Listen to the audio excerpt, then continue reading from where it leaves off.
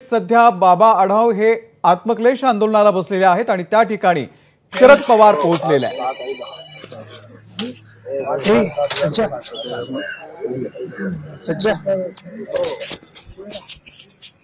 सगळा ईडी बिडी म्हणून आणलेला पैसा घातलेला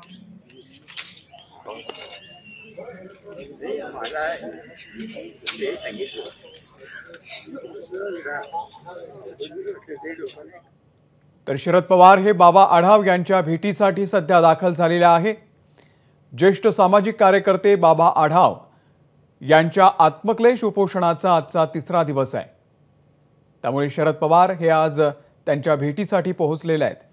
गेल्या 2 ते 3 दिवसांपासून अनेक महत्त्वाचे नेते बाबा आढाव यांच्या भेटीसाठी या आंदोलनस्थळी भेट देत आहेत।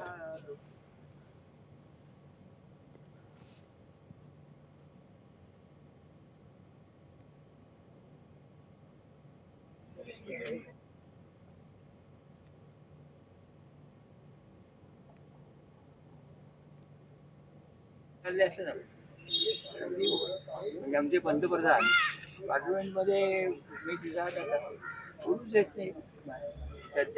शिवानी पांढरे आपल्या प्रतिनिधी या संदर्भातले अपडेट देतील। शिवानी, शरद पवार सध्या बाबा आढाव यांची भेट घेत आहेत, काय नेमकी माहिती आहे?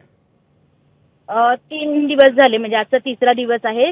बाबा आढाव हे ज्येष्ठ कार्यकर्ते आहेत, ते ईव्हीएम विरोधात आणि विधानसभेच्या निकालाविरोधात आंदोलन करतायत, आत्मक्लेश आंदोलन करतायत। पुण्यातील भिडेवाड्यात त्यांचं हे आंदोलन सुरू आहे आणि आंदोलनाचा आज तिसरा दिवस आहे। कालपर्यंत अनेक नेते मंडळी इथे येऊन भेट देऊन गेली आणि आज चक्क शरद पवार यांनी बाबा आढावांची भेट घ्यायचं ठरवलं आणि सकाळीच ते बाबा आढावांची भेट घेण्यासाठी भिडेवाड्यात पोहोचले आहेत। भेट घेतील, त्यांच्याशी चर्चा करतील आणि त्यानंतर बाबा आढाव हे आज आत्मक्लेश आंदोलन संपवतील का हे पाहणं महत्त्वाचं असणार आहे। अमोल, शिवानी, धन्यवाद दिलेल्या या माहितीबद्दल।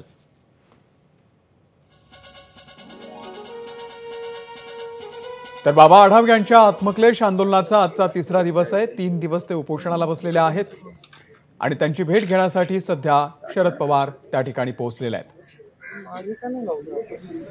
काय वाटतं, काय पुढे काय दिसतं? जो ट्रेंड आहे अगं आवडला नाही तर ही एक पण शिक्षणच गोष्ट हवे तसे निर्णय घ्यायचे।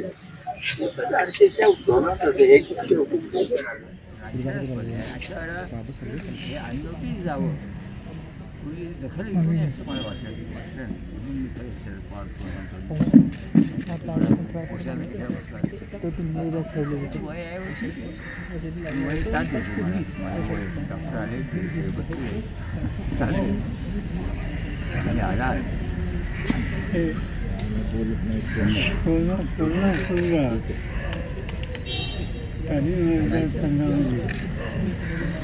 कदम नका जाऊ पुढे सच्चा थांब माईक लावते ते सगळे।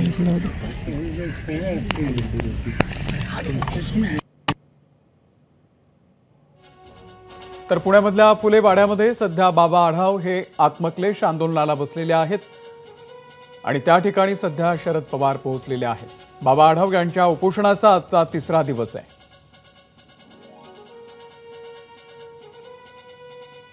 ईव्हीएम मशीन आणि त्यासोबतच सध्या लागलेले राज्यातले निवडणुकांचे निकाल या विरोधामध्ये सध्या बाबा आढाव हे आंदोलन करतायत